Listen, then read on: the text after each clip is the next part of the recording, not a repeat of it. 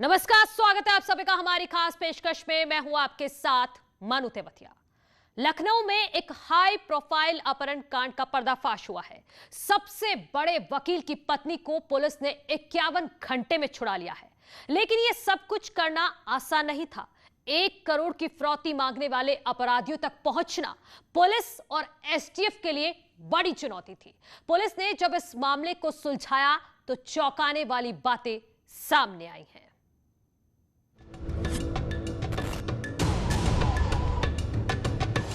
कई साल बाद लखनऊ में बड़ा अपहरण कांड।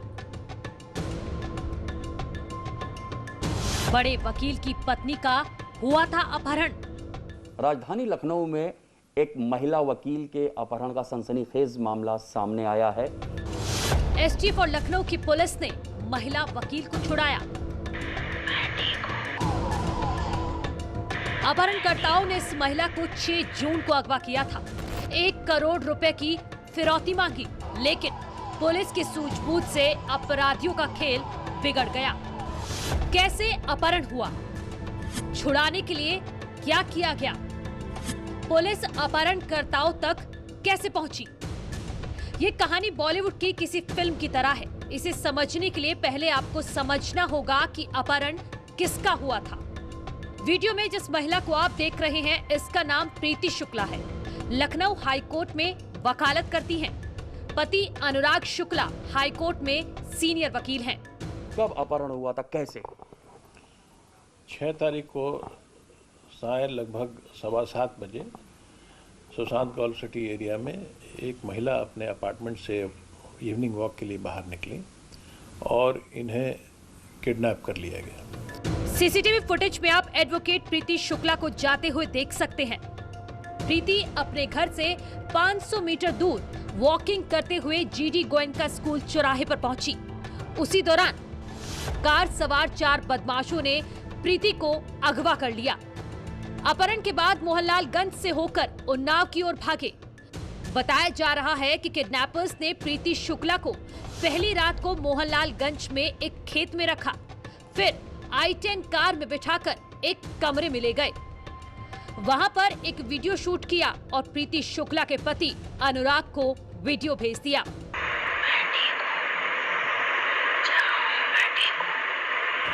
वीडियो भेजने के बाद प्रीति शुक्ला के मोबाइल से अनुराग को फोन किया गया और 1 करोड़ रुपए की फिरौती मांगी गई। किडनैपिंग के लिए के बाद 1 करोड़ रुपए रैंसम की कॉल उनके हस्बैंड को उन्हीं के फोन से प्राप्त हुई, महिला के फोन से प्राप्त हुई। अनुराग ने तुरंत अपहरण की जानकारी पुलिस को दी। उन्होंने इस वीडियो को भी दिखाया। इसके बाद पुलिस मामले की जांच में जुट गई। लखनऊ पुलिस ने इस जानकारी को तत्काल एसटीएफ से साझा किया और लखनऊ पुलिस के साथ एसटीएफ भी इस केस को वर्कआउट करने में लग गई। एसटीएफ लगातार कॉल्स को, लोकेशंस को और संबंधित इलाकों को स्कैन कर रही थी। एसटीएफ के सामने अपहरणकर्ताओं के लोकेशन का पता लगाना सबसे बड़ी चुनौती थी, क्योंकि वो अपने मोबाइल से फोन नहीं करते थे।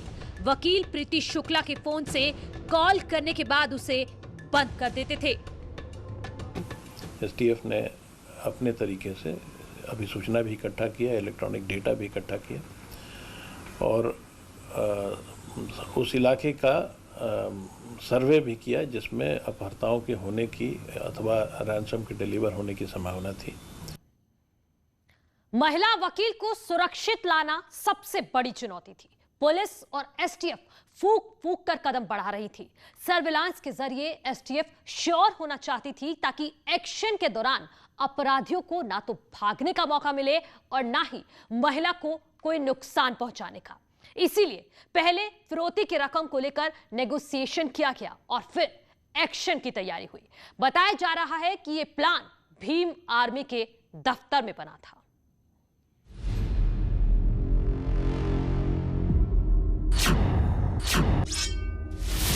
एक करोड़ रुपए की मांग थी, लेकिन 25 लाख रुपए में मान गए किडनैपर्स।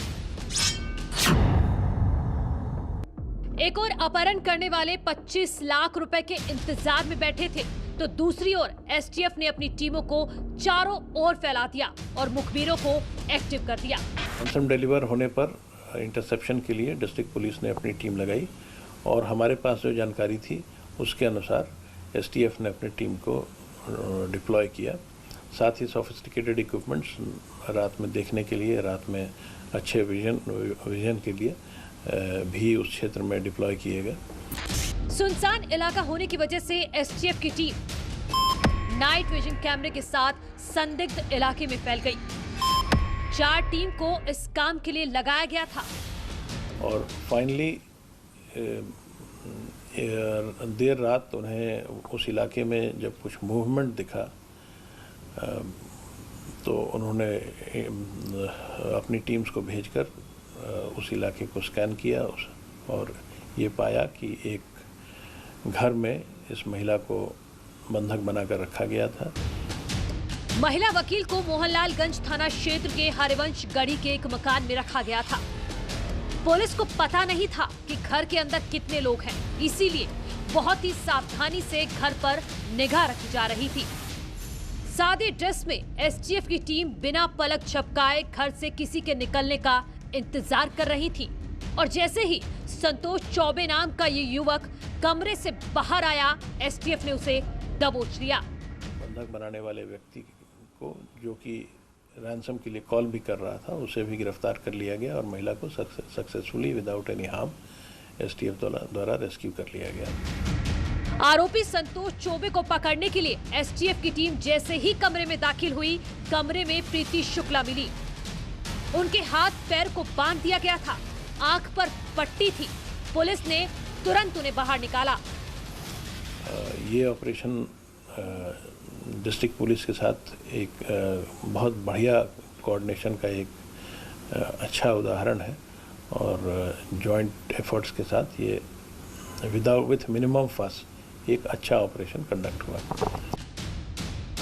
पूछताछ में पता चला कि अपहरण करने की इस योजना में 10 लोग शामिल थे। 4 लोगों ने कार से अगवा किया, बाकी लोग बाहर से मदद कर रहे थे। पुलिस ने मौके से सिर्फ संतोष चौबे को गिरफ्तार किया, बाकी 9 आरोपियों की तलाश चल रही है।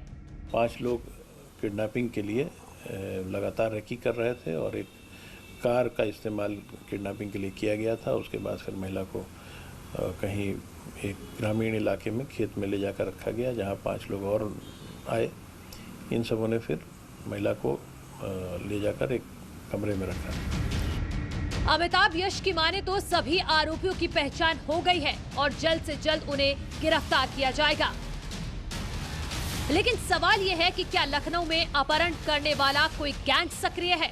राजधानी लखनऊ में इस तरह की घटना काफ़ी समय से, बहुत ही लंबे समय से रिपोर्ट नहीं हुई है और ख़ास करके महिला का अपहरण का तो संभवतः राजधानी लखनऊ में पहला ही केस हो। अपहरणकर्ताओं के चुंगल से छूटने के बाद वकील प्रीति शुक्ला अपने घर पर सुरक्षित हैं। उन्होंने एसटीएफ और पुलिस की टीम को धन्यवाद किया है। धन्यवाद एसटीएफ टीम, जिसकी वजह से मैं आज अपनी फैमिली के साथ बहुत ही खुश महसूस कर रही हूँ। थैंक यू एसटीएफ, मेरी मम्मी की जान बचाने के लिए। Thank you. Thank you. Lucknow से न्यूज़ 18 के लिए ऋषभ मणि त्रिपाठी की रिपोर्ट। और यहाँ रुकना एक छोटे से ब्रेक के लिए। ब्रेक के बाद आपको दिखाएंगे कि यूपी में किस तरह से ध्वस्त किया गया बाहुबली का साम्राज्य।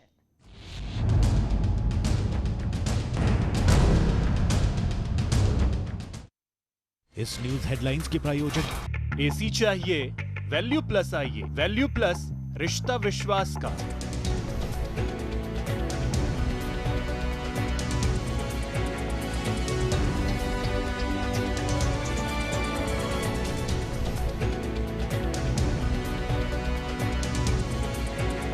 इस न्यूज हेड आइसन गुरु कूलर, घर में शुरू आ गया गुरु। आइसन घर लाए खुशियां।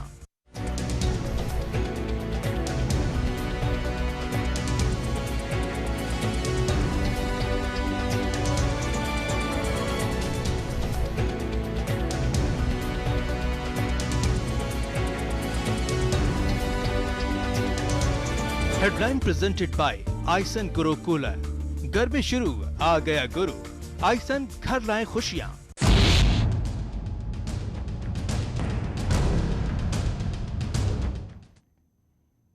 ब्रेक के बाद स्वागत है आप सभी का। माफिया राज पर प्रहार, खत्म हो रहा अत्याचार। यूपी में माफिया राज के खिलाफ योगी सरकार का एक्शन लगातार जारी है। हर स्तर पर माफिया का आतंक खत्म करने की कोशिशें की जा रही हैं। यही वजह है कि ज्यादातर माफिया या तो जेल में बंद हैं या यूपी छोड़कर जा चुके हैं। किसी जमाने में दहशत फैलाने वाला मुख्तार अंसारी भी अब पस्त हो चुका है। सीएम योगी के निर्देश पर प्रशासन ने मऊ में बड़ी कार्रवाई करते हुए मुख्तार अंसारी की 24 करोड़ रुपए की अवैध संपत्ति जब्त कर ली है।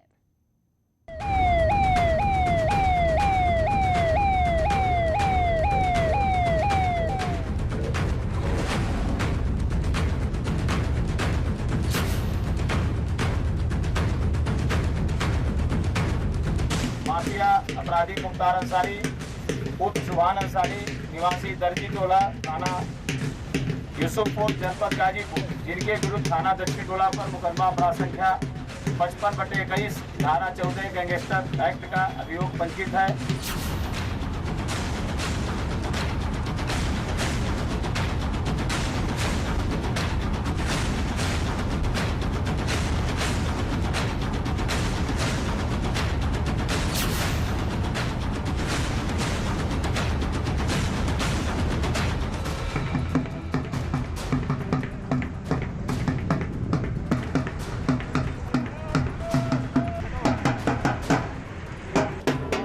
सभी लोग ध्यान दें।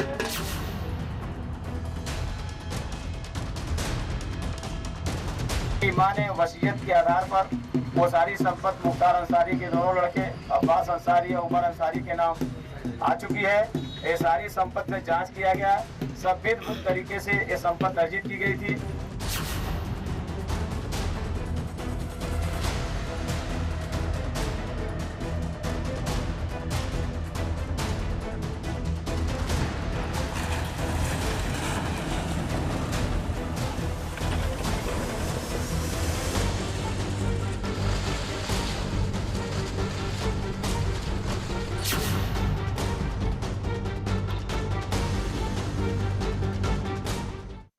यहाँ पर माफिया अपराधी मुख्तार अंसारी उर्फ सुभान अंसारी निवासी दर्जी टोला थाना यूसुफपुर जनपद गाजीपुर, जिनके विरुद्ध थाना दक्षिण टोला पर मुकदमा अपराध संख्या 55/21 धारा 14 गैंगस्टर एक्ट का अभियोग पंजीकृत है, जिसकी विवेचना मेरे द्वारा की जा रही है। विवेचना के दौरान ज्ञात हुआ कि मुख्तार अंसारी अपराधी द्वारा अपराध से अर्जित की गई धन से अपनी मां के नाम जो एक गृहिणी थी, यहाँ पर करीब 24 करोड़ की प्रॉपर्टी उन्होंने पूर्व में खरीदा था। पुलिस ने सभी पहलुओं की जांच पड़ताल के बाद दसई पोखरा के पास अवैध तरीके से कब्जे को कुर्क कर दिया। पुलिस के मुताबिक मुख्तार अंसारी ने बाहुबल के दम पर जमीन कब्जाई थी, लिहाजा अब उसे जब्त कर लिया गया है। माफिया के खिलाफ हुई इस कार्रवाई से दिन भर अफरा तफरी मची रही। उनकी मां ने वसीयत के आधार पर वो सारी संपत्ति मुख्तार अंसारी के दोनों लड़के अब्बास अंसारी और उमर अंसारी के नाम आ चुकी है। ये सारी संपत्ति में जांच किया गया, सभ्य तरीके से ये संपत्ति अर्जित की गई थी, जिसके संबंध में सारे साक्ष्य संकलन कर श्रीमान जिलाधिकारी महोदय को द्वारा उचित माध्यम रिपोर्ट प्रेषित की गई थी।